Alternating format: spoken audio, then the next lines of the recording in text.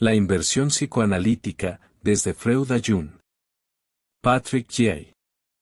En su pequeño libro consagrado a la mística judía, Chemopsyk evocaba últimamente, sin discutirla, la existencia de una tesis bastante nueva, que ve en la Cábala la inspiradora del pensamiento de Freud, el padre del psicoanálisis. Esta tesis, bastante extraña por lo demás, prácticamente no ha dado lugar a ningún análisis crítico. Nos proponemos, en este primer capítulo, intentar comprender el sentido de esta supuesta filiación, a fin de mostrar si, por el contrario, el psicoanálisis no representa una versión caricaturesca de las antiguas iniciaciones por un lado, y de principios hermenéuticos tradicionales por el otro. Una de las características más paradójicas de las diferentes ideologías que han contribuido a modelar el mundo moderno reside en el hecho de que todas ellas conservan, al menos en ciertos puntos, una estructura y una vocación religiosas, y ello a pesar de sus presupuestos fundamentalmente antirreligiosos.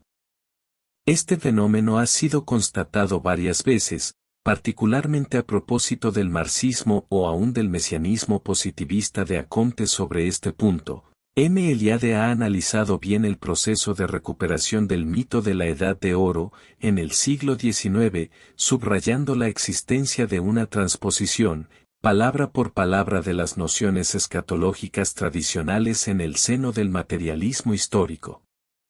El concepto revolucionario de regeneración aparece, en sí mismo, como la extraña combinación de un ideal democrático de igualdad a veces pintado de ocultismo o, más curiosamente de egiptomanía, prolongando desacralizándola por completo la idea tradicional de segundo nacimiento. Del mismo modo, la teoría darwiniana de la evolución de los seres vivos, cuyo impacto sobre Freud fue decisivo, ha sido, como recientemente lo observaba M. Denton, claramente impuesta como un verdadero dogma laico y ello a pesar de su carácter altamente especulativo, completamente desprovisto de soportes factuales directos. Muy rápidamente, una de las consecuencias espirituales mayores de la hipótesis de Darwin iba a ser la de evacuar radicalmente la doctrina bíblica de los orígenes con el fin de sustituirla por una mitología opuesta, cuya inédita particularidad era la supresión del estatuto privilegiado de la humanidad primordial.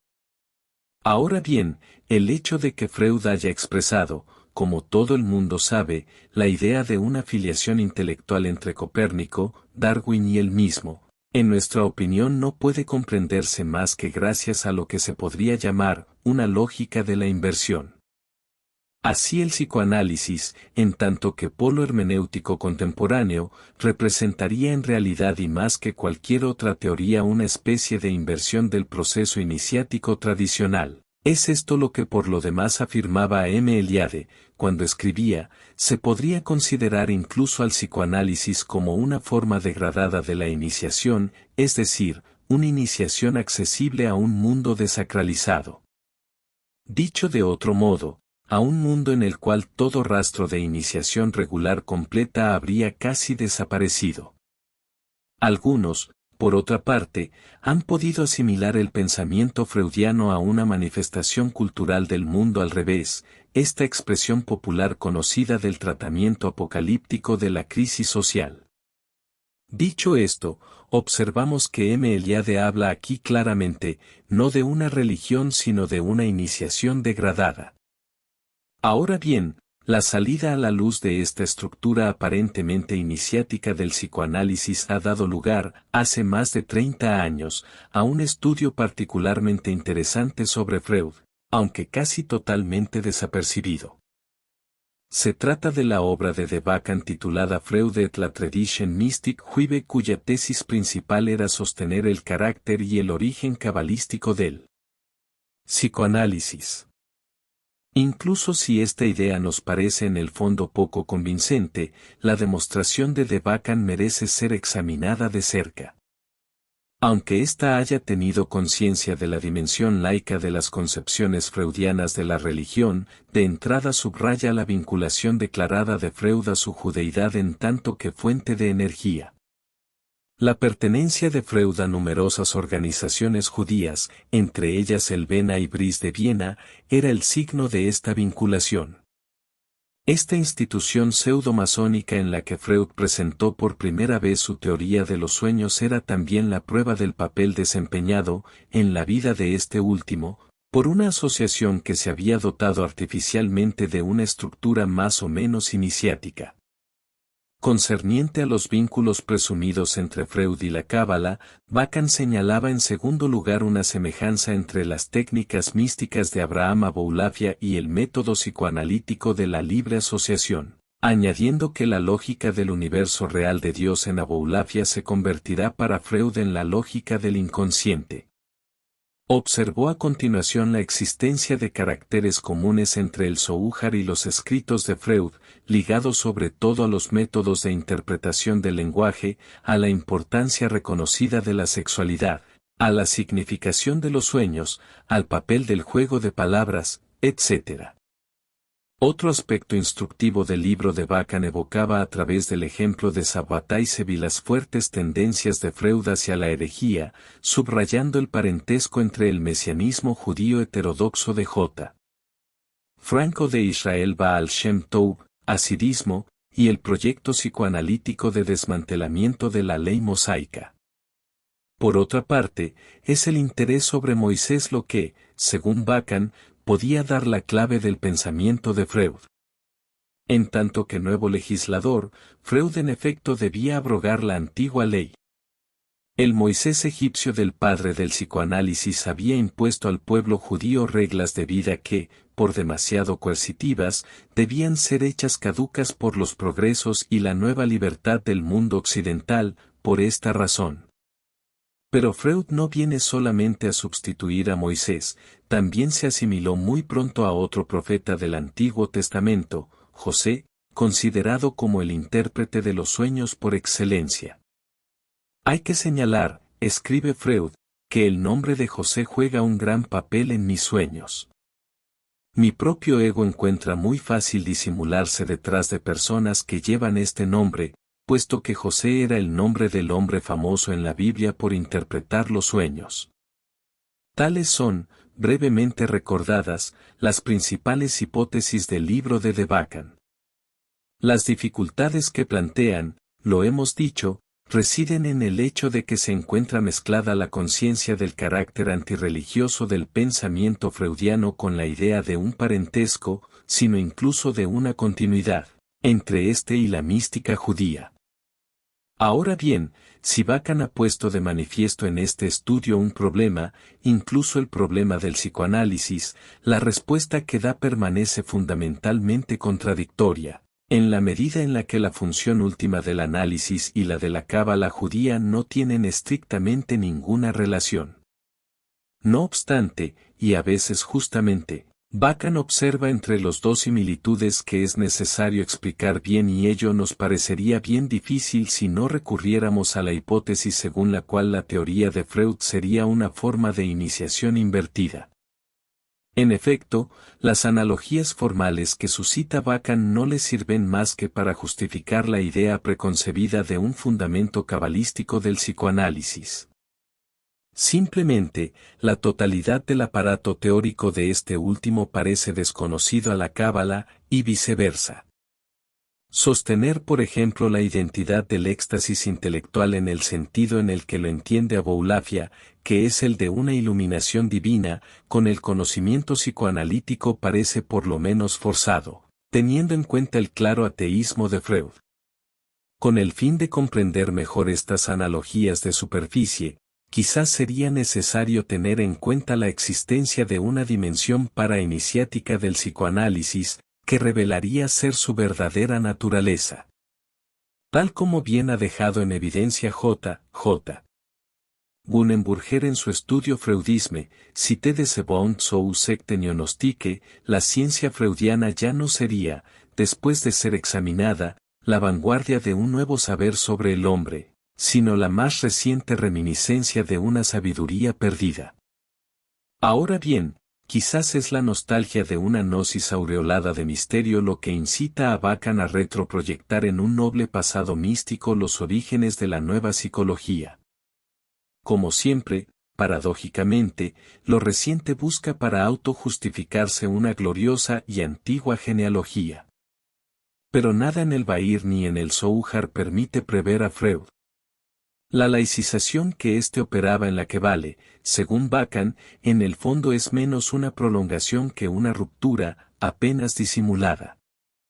Tal como hemos indicado precedentemente, todo desde la formación del psicoanalista pasando por la interpretación del lenguaje, los números, la búsqueda fundamental del sentido oculto de los sueños, etc., hace de Freud una especie de nuevo Mesías encargado de difundir por el mundo una nueva mitología capaz de elucidar, finalmente, los misterios de la vida psíquica. Es así que una gran parte de los objetos de estudio de la hermenéutica judía tradicional se encuentra captada y revestida por una ideología fundamentalmente antimetafísica. Este proceso de apropiación incluso ha podido dar la impresión de una proximidad entre la cura de un psicoanalista y la de un chamán cuna, a ojos de un antropólogo como Levi Strauss. No obstante, Freud no aceptaría sin duda la idea chamánica, absolutamente esencial, según la cual, a decir de Eliade, el enfermo mental se revela como un místico fracasado o, mejor aún, un místico simiesco.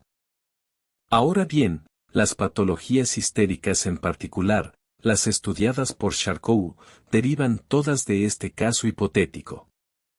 De la etiología psicoanalítica resulta en consecuencia una secularización de las enfermedades del alma. Tal como subraya de Bacán a propósito de un texto de Freud titulado «Une nevrose démoniaque au XVIIe siècle», aquello que aparecía en otro tiempo bajo una vestidura demonológica no es considerado hoy más que como una simple neurosis. Freud admite bien la equivalencia entre esta y la posesión, pero rechaza la existencia individual de los demonios y la proyección que la Edad Media había hecho de sus creaciones psíquicas en el mundo exterior. El psicoanálisis implica pues igualmente una laicización y una evacuación del mal bajo su forma diabólica. Su elaboración, por otra parte, no ha podido hacerse más que en la ignorancia de estas causas y, de una manera general, de la antropología tradicional. Cuando Freud sostiene por ejemplo que en una época reciente que podemos nombrar precientífica, la humanidad no estaba para preocuparse de sus sueños, enuncia una contraverdad a la que se añade un prejuicio positivista que, en el momento actual, parece inaceptable. Freud ya no da muestras de un conocimiento de la onirología talmúdica o de las doctrinas cabalísticas sobre la sexualidad que no obstante efectivamente existen. Al final, su empresa apunta aparentemente a un aislamiento ontológico del hombre, que lo amputa de un real trascendente, Dios, sueño inspirado, etc., como de un real hostil y malhechor, demonología, y participa en este sentido en el proceso de desencantamiento del mundo definido por M. Weber. Este panpsiquismo de Freud, paradójicamente antropocéntrico, culmina hasta la evidencia en la teoría del inconsciente cuyas contradicciones lógicas han sido brillantemente demostradas por Sartre. También hay una estricta equivalencia entre este animal temible del cual hablaba Alain y la antigua figura hebraica de Satán, definida por M. Balzan como potencia de disociación y de disolución parece de las más probables. No es necesario recordar aquí cuáles son las características de este concepto en el psicoanálisis. Para nosotros lo importante se limita a señalar que, para Jung por ejemplo, como para Freud, evocando la vida de San Antonio, el diablo, es naturalmente la voz del propio inconsciente del anacoreta que se levanta contra la represión violenta de la naturaleza individual. Vemos bien, una vez más, cómo esta teoría se alimenta de las concepciones teológicas tradicionales y de sus dependencias, pero deformando las implicaciones. El problema mayor, desde el punto de vista hermenéutico, estando ligado a la función que tendría el inconsciente de producir los mitos, ritos, símbolos que vehicula el conjunto de las religiones, Es que ahora parece necesario demostrar que la empresa junguiana como tal, y teniendo en cuenta lo que acaba de decirse, puede parecer o no conciliable con un auténtico proyecto de restauración de un método de interpretación pura, es decir, perfectamente adecuado a su objeto. La idea de hacer del psicoanálisis una vía de acceso privilegiada al sentido profundo de la religión había sido adelantada por Freud, a propósito de Jung por lo demás, en su Contribution à l'histoire du mouvement psychanalytique. Se trataba de establecer un vínculo entre las manifestaciones neurológicas por un lado y las creaciones de la imaginación en los dominios religioso y mitológico por el otro. La influencia de Jung y particularmente de su teoría del inconsciente colectivo fue considerable entre los antropólogos y los historiadores de las religiones, tal como testimonian por ejemplo algunos escritos de M. Meslin. El interés de la psicología de las profundidades era el poder interpretar en efecto el fenómeno religioso fuera de toda referencia teológica y metafísica y ello a pesar del interés clínico que Jung mostraba por ellas. Desde el siglo XIX, una gran cantidad de informaciones había sido reunida por los orientalistas que, progresivamente, hacían presente a la conciencia occidental contemporánea la existencia de una pluralidad de tradiciones cuyo contenido hacía evidente una gran proximidad estructural. Y es precisamente esta proximidad lo que Jung buscaba explicar gracias a este concepto de inconsciente colectivo, definido como una matriz transhistórica y transindividual de mitos y símbolos. La observación, por ejemplo, de una recurrencia del topos de Puercenex en las literaturas judeo-cristiana, taoísta, budista, etrusca o musulmana, ha podido ser considerada así por un erudito como E. Curtius como una proyección del inconsciente colectivo, citado por G. G. Strauza, Savoire Salut, p. 54. A partir de ahí, el empleo del término platónico arquetipo iba a servir curiosamente para designar una imagen primordial, simple cantidad psíquica y, a decir de Jung, desprovisto de todo carácter trascendente. La referencia a estos residuos arcaicos en tanto que tendencias instintivas, innatas en el hombre, se iba a convertir en un cómodo método de explicación, fácilmente utilizable, incluso en un verdadero reflejo interpretativo. Se observa pues, de nuevo, esta tendencia a la recuperación de estructuras antiguas, pero vaciadas o desviadas de su sentido, es decir, en el presente caso a una precipitación sin precedentes del mundo inteligible, en adelante transformado en una entidad oscura y mórbida. Se podrían dar otros ejemplos de recuperaciones de este tipo, citemos en particular el caso del sí mismo, considerado como el fin del proceso de individuación, es decir, integración de la personalidad del yo, habiéndose retomado este término del vocabulario vedantino, normalmente aplicado a Atme, el espíritu universal. O también, el sentido positivo dado por Jung al trickster, devoto del engaño, considerado de hecho como una figura diabólica. Por este determinante motivo, toda tentativa de armonización entre las tesis de Jung y la aproximación metafísica de lo real podrá parecer difícil, si no perfectamente ilógica. Este grave y notable equívoco ha sido rechazado sin embargo, de forma completamente inesperada, por H. Corbin. En su artículo consagrado a Jung y titulado La Sofía Eterna, éste se preguntaba en efecto, ¿por qué es necesario pues, desde el momento en que se demuestra que hay factores psíquicos que corresponden a las figuras divinas, que algunos se rasguen las vestiduras contra la blasfemia como si todo estuviera perdido y estas figuras desvalorizadas? Esta equivocación de Corbin demandaría de hecho la siguiente respuesta. La blasfemia reside en el hecho de que, para Jung, no hay o más bien no existen figuras divinas. Para Corbin, estas se encuentran definitivamente asociadas a un mundo subterráneo y desposeídas de todo estatus ontológico trascendente. Incluso si, curiosamente, Jung acuerda a los arquetipos una capacidad de iniciativa propia, Estos no participan con toda seguridad, teniendo en cuenta el conjunto de su obra, de ninguna idea eterna. He aquí, a título ilustrativo, lo que escribe el psicólogo: cuando tengo que hablar de un arcángel, no pretendo formular una constatación metafísica, se trata simplemente de un puro fenómeno psíquico. Jung, por otra parte, ya había afirmado claramente: sé y expreso con esto una certidumbre derivada de innumerables experiencias individuales, que actualmente estamos en la época de la muerte y de la desaparición de Dios.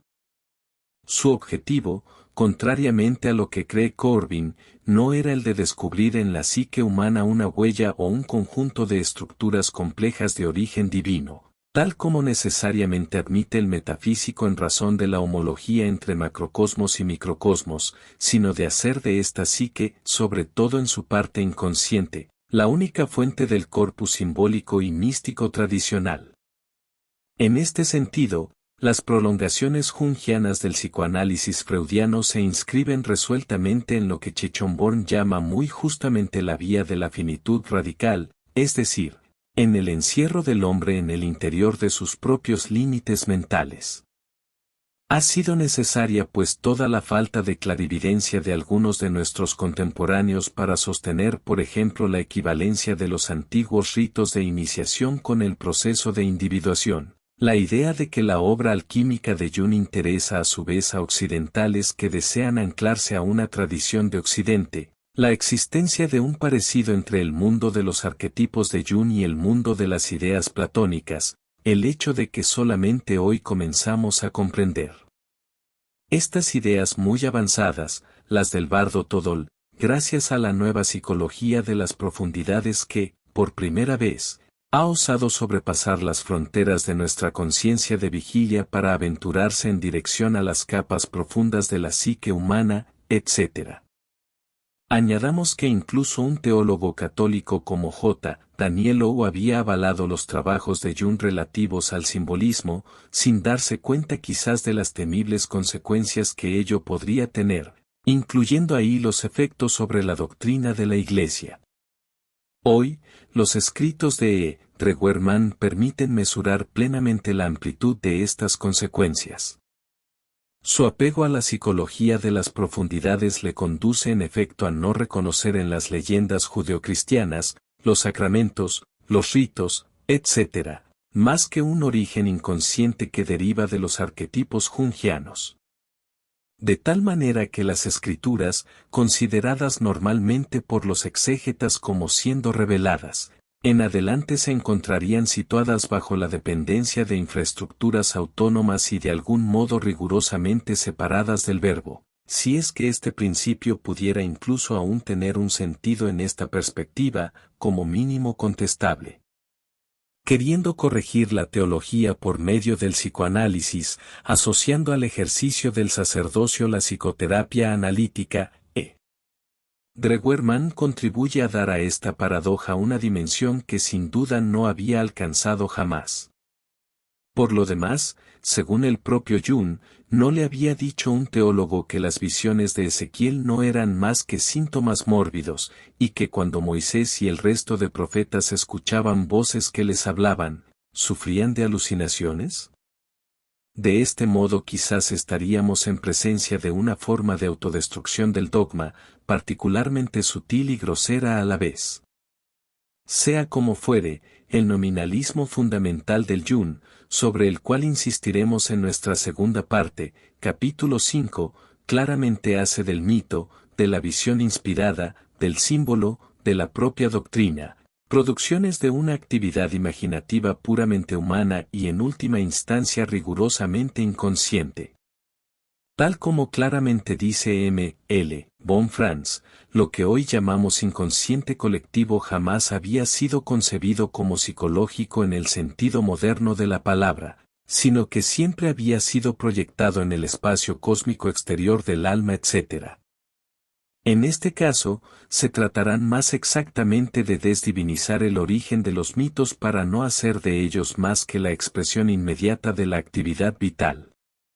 Tal como indicamos más arriba, es extremadamente sorprendente constatar hoy día la existencia de un proyecto de conciliación objetivamente incoherente entre las concepciones tradicionales del mundo y las hipótesis jungianas sobre las razones de la existencia de un fondo psíquico común a toda la humanidad.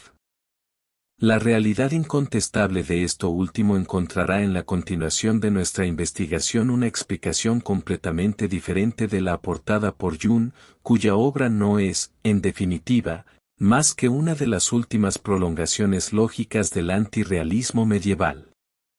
En todo caso está claro que su carácter ampliamente subversivo, desde el punto de vista metafísico, debería incitar a la hermenéutica a un mayor discernimiento y precisión en su búsqueda del sentido verdadero. La hipótesis que hemos adelantado concerniente a la naturaleza del psicoanálisis en tanto que fenómeno cultural que busca la recuperación del dominio iniciático no obstante podría parecer insostenible. En efecto, muy pronto, los psicoanalistas, sobre todo a través del ejemplo del chamanismo, sistemáticamente han buscado devaluar este dominio, asimilando lo que Eliade llamaba cambio de régimen ontológico a una vulgar patología mental. El conjunto del proceso iniciático, los viajes celestes, las visiones, sueños y ascensiones, las doctrinas cosmológicas y metafísicas, la mitología ancestral de los chamanes se encuentran a priori reducidos a la obra de neuróticos. Esta concepción fue sostenida por Devereux y multitud de otros psicólogos. No buscaremos aquí refutar este punto de vista que M. Eliade había criticado y que fue, más recientemente, severamente puesto en tela de juicio por el etnólogo Ph.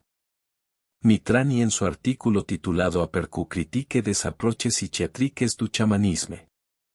Lo importante es observar la negación, entre los psicoanalistas, de una eventual eficacia espiritual de la iniciación, lo que parece bien normal teniendo en cuenta los postulados agnósticos del sistema freudiano. Sin embargo, como hemos indicado más arriba, cierto número de ellos han intentado hacer fusionar psicoanálisis e iniciación, a la vez en el plano teórico y en el práctico. Esta tendencia, relativamente nueva, de entrada fue completamente marginal, pero hasta nuestros días no ha cesado de experimentar una expansión de las más significativas. Precedentemente han sido evocados varios casos tales como el de J. P. Schnetzler, CF número 54, que intenta, en el interior de la francmasonería llamada regular, un injerto bastante dudoso de algunas concepciones psicoanalíticas sobre el antiguo fondo iniciático, de origen principalmente artesanal, y aún representa esta organización. Nos fijaremos simplemente en los trabajos de dos analistas, R. de Soillet y P. Solier, a fin de justificar mejor nuestra posición. En su libro Théorie et pratique du rêve éveillé dirigé, R. de Soillet había intentado establecer lo que G. Durand ha calificado como terapéutica de elevación psíquica, si no moral. Trataba en particular, con un objetivo de curación, provocar en la imaginación del paciente un sueño susceptible de modificar su psiquismo en un sentido juzgado como positivo. Entre las imágenes utilizadas por R. de Soillet, reaparecía con frecuencia la de la ascensión de una montaña en cuya cima habitaba un sabio, p. 91, pudiendo llevar, como es el caso más adelante, pp. 127 a 156, a un profeta, Moisés o Salomón. Este método, ampliamente dependiente en el plano hermenéutico de la arquetipología jungiana, es interesante en el sentido de que parece culminar en una simulación imaginaria y en consecuencia reductora de los modelos ascensionales tradicionales. Sin anticipar lo que desarrollaremos en la tercera parte de este trabajo, creemos que será difícil, leyendo las obras de R. de Soillet con la necesaria perspectiva, no constatar un parecido entre sus procedimientos y la estructura de los relatos visionarios tradicionales de tipo ascensional. Pero este, ¿no permanece puramente formal? En efecto, estos relatos implican, para que el que los vive, la entrada en el más allá del mundo sensible, más real, considerado, lugar de obtención privilegiado de los conocimientos secretos que le enseña un espíritu celeste, un ángel o un profeta. Generalmente, este viaje es también la ocasión de una transformación espiritual del iniciado, que le hace así acceder a un grado ontológico superior. Por el contrario, la técnica de R. de Soille, si reposa sobre el prestigio cualitativo de la verticalidad, no está menos limitada a un uso puramente psicológico, cuyas sesiones de sueño despierto dirigido no buscan otra cosa que el tratamiento de estados depresivos. Esta deriva psiquiátrica no deja de recordar el modo muy singular con el que con frecuencia los occidentales comprenden y practican el yoga que, en su espíritu, se convierte en un vago ejercicio corporal susceptible de generar un bienestar mental y afectivo. En semejante caso, el método hindú de la liberación, moksha, sería reducido a una vulgar gimnasia de mantenimiento al alcance de todos. Aunque el problema sea diferente, la presencia residual de símbolos ascensionales en el análisis tal como la concibe de Soille podría corresponder a una medicación profana, en un sentido ilegítimo, de ritos que en su origen tienen una función completamente diferente. La manipulación técnica del sujeto imaginando que opera sobreentiende por sí misma una concepción estrecha de la imaginación, reducida hacia una simple actividad productora de imágenes, que no posee ningún estatuto existencial propio. Dicho de otro modo, el sabio o el profeta motivo del sueño del paciente de R. de Soille no tienen realidad más que en el psiquismo del enfermo. Ahora bien, sucede de un modo completamente distinto cuando se estudian, por ejemplo, los métodos esotéricos de realización espiritual que, en su conjunto, implican necesariamente la posibilidad concreta de un encuentro con un santo o un profeta, en modo visionario. Particularmente habría que citar el ejemplo, en la tradición del sufismo, de aquel discípulo que, según M. Chokyewis, fue sobrecogido por un estado espiritual, durante el cual vio a su seij destruirlo a golpes de pico para después reconstruirlo, con la intención de cumplir una regeneración psíquica instantánea de su ser. Esta obra, hecha perceptible por medio de una imagen proyectada en el corazón del discípulo por su maestro, es debida a la acción de una fuerza actuante purificadora. Un empleo iniciático semejante de la facultad imaginativa no es concebible, sin embargo, más que por referencia a una antropología sagrada y a una mística cosmológica que sitúa este mundo intermediario sutil, psíquico, entre el dominio corporal y el mundo de las realidades espirituales. En efecto, es por medio de su sola potencia espiritual, informal en esencia, que el maestro consigue actualizar una metamorfosis semejante en su joven alumno. En esta perspectiva, conviene pues precisar el papel exclusivamente mediador de la imaginación visionaria. El psicoanálisis, dado su rechazo fundamental del tercer término, espiritual, hace de la imaginación un espacio replegado sobre sí mismo y de la imagen un elemento dinamizador, desprovisto de alcance anagógico. Dicho esto, si todavía distinguimos claramente las concepciones de R. de Soille de los métodos iniciáticos tradicionales, ello deviene más difícil, de entrada, si buscamos oponer estos últimos a los trabajos de Pesolier. El autor de Psychanalyse et Imaginal pertenece, en efecto, a esa categoría de analista que, según M. Cazenave, retoma explícitamente la tesis de la afiliación chamánica del psicoanálisis moderno, lo que Pesolier ya afirmaba en su libro titulado Medicines initiatiques aux sources de psychothérapies, cuando escribía, toda cura psicoanalítica profunda, constituye una iniciación a la medida. Aquella tiene su ceremonial, sus ritos. Con toda seguridad, somos los chamanes de nuestro siglo. Antes de examinar brevemente esta concepción observemos que parece entrañar de manera decisiva la hipótesis que formulábamos al principio de este capítulo. El problema mayor que plantea este psicoanalista reside en la introducción que efectúa, en el interior de sus investigaciones, de un vocabulario que deriva en principio de un registro completamente diferente, que podríamos calificar de metafísico. Ciertamente, Pesollier entiende conferir a la cura, abiertamente y de forma inédita, un valor iniciático, pero no vemos a primera vista cómo sería posible justificar lógicamente, si no es por un artificio, semejante tentativa de asimilación. La principal dificultad sobre la que nos vamos a detener consiste en el uso muy particular que hace del término imaginal, introducido por Corbin. Esta dificultad es tanto mayor en cuanto que la definición que da Sollier parece corresponder bastante exactamente a la dada por el islamólogo, es decir, un intermundo entre las realidades sensibles y las realidades inteligibles platónicas, lo que aparentemente coincide con lo que hemos dicho más arriba concerniente a la situación y función del mundo intermediario.